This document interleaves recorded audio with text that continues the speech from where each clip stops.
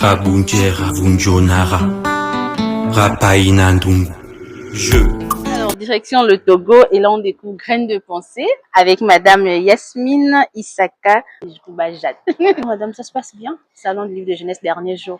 Ça se passe très bien. Et encore une fois, je remercie Sylvie pour cette invitation parce que c'est l'occasion non seulement de rencontrer des lecteurs, ce qui est super, mais de rencontrer aussi des confrères, des libraires, bref, de faire de très belles rencontres. Donc sur le stand, je vois vous avez la littérature de jeunesse et je pense qu'il y a un peu c'est la littérature, je veux dire quoi, jeune adulte et adulte. Absolument. Alors, mais qu'est-ce qui prime un peu plus sur vous en tant qu'édition? Alors, Vous imprimez plus jeunesse ou les deux? Je sais pas. On est une maison d'édition panafricaine donc, qui est basée à Lomé. Et on fait de la littérature générale, mais avec un focus sur les enfants.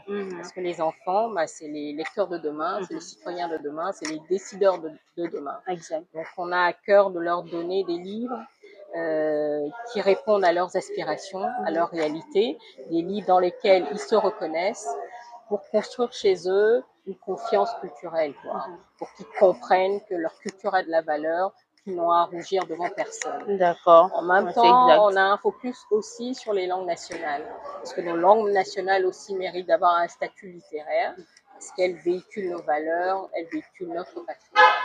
À côté, on a des livres aussi sur les réflexions sur la société, des livres sur le droit, les mutations urbaines. Enfin, on essaie d'embrasser un peu tout, d'être une passerelle entre nos savoirs ancestraux et la moderne. Exact. Et nous aussi, on a été des enfants et à l'époque, on lisait beaucoup plus. Est-ce que c'est leur faute? Oui et non. C'est vrai qu'ils sont très sollicités, les écrans partout, mais il y a une chose aussi, les parents qui disent tout le temps mon enfant ne lit pas, non, mon enfant ne lit pas. La première question que je leur pose, c'est est-ce que vous lisez? Exact. Parce que nos enfants nous imitent. Oui, si vous lisez, si vous apprenez à vos enfants dès le bas âge la valeur de la lecture plaisir, parce que bien souvent on a fait qu'on se cantonne à la lecture utile. Quand on veut que nos enfants réussissent, on leur achète des manuels scolaires. Alors que non, c'est la lecture loisir qui développe la créativité, l'imaginaire, qui donne envie de s'accrocher aux études. Et voilà, proposer aux éditeurs aussi, de proposer aux jeunes des thèmes qui les intéressent, par les canaux qui les intéressent. Parce que si on dit qu'ils sont souvent sur leur tablette, on peut leur proposer des livres numériques. Exact. On dit qu'ils sont attirés par certains genres, les bandes dessinées, les mangas. On peut en proposer. Voilà. Donc tout ce qu'on veut, quand on veut qu'ils acquièrent, il faut trouver le bon véhicule, le bon média. Et là, ils liront. Exact. Alors, mais vous, en tant que, là, je pose la question à la lectrice et non à l'éditrice. Oui. Quel est ce livre de jeunesse qui vous fait redevenir enfant?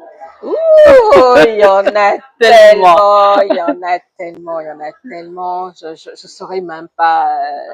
Là, très, très récemment, je viens de rééditer Sundiata. Et ça, je me souviens que moi-même, enfant, j'avais lu Sundiata ou l'épopée mondagne qui m'avait émerveillée. Et donc, de retravailler à partir de ce texte une BD, ça m'a émerveillée, ça m'a replongé dans mes souvenirs d'enfant. Et voilà, mais il y en a tellement, des livres qui nous ont marqués. Oui. Alors, en tant qu'éditrice africaine francophone, on a beaucoup de défis à relever. D'abord, comme je l'ai dit, je viens du Togo, qui est un petit pays. Or, on dit que pour qu'une industrie du livre soit viable, il faut au moins 10 millions de lecteurs. Nous, on n'est même pas 10 millions, la population totale, on n'est que 8 millions. Donc tout ça, donc un marché étroit. À côté de ça, on n'a pas beaucoup de librairies et toutes sont concentrées dans la ville, dans la capitale. À côté de ça, nos libraires ne font pas d'achat ferme, ils font que des dépôts-ventes. Nous-mêmes, on a des difficultés à accéder aux prêts bancaires parce que les industries culturelles ne sont pas très, très valorisées, encore moins quand c'est le livre. Il y a tout ça, ce qui fait que on a énormément de problèmes de diffusion, distribution. Mais comme on est résilient et comme on dit quand on n'a pas de pétrole, il faut avoir des idées, ben on se met ensemble. Exact. Voilà. On appartient à plusieurs collectifs professionnels comme AfriLibre, comme l'Alliance internationale de l'édition indépendante, comme la CNET.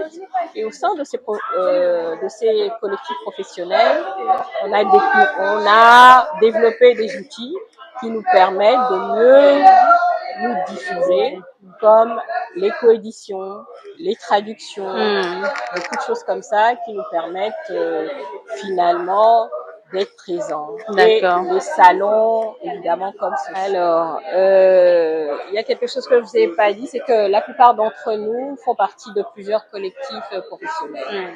Et ça a été aussi pour nous l'occasion de nous réunir, de parler de nos problèmes, de nos perspectives.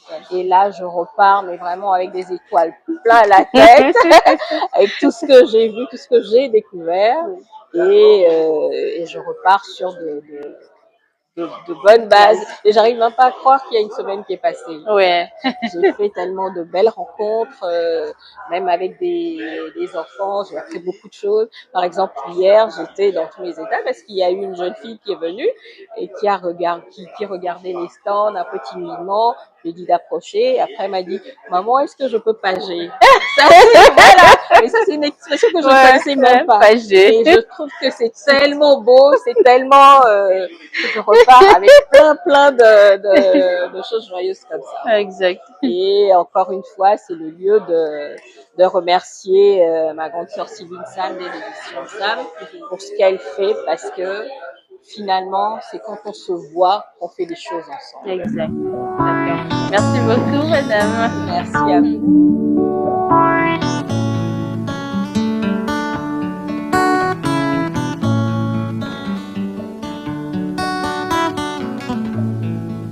Rabunje Ravunjonara Rapainandungu.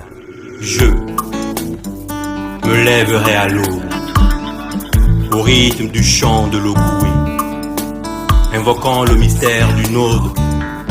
J'emprunterai la ceinture du globe sur nos limons de terre en bouille. Et sur mon front, la résine lumière d'Okoumé, parti de mon lointain Okumamboka, celui qui dans le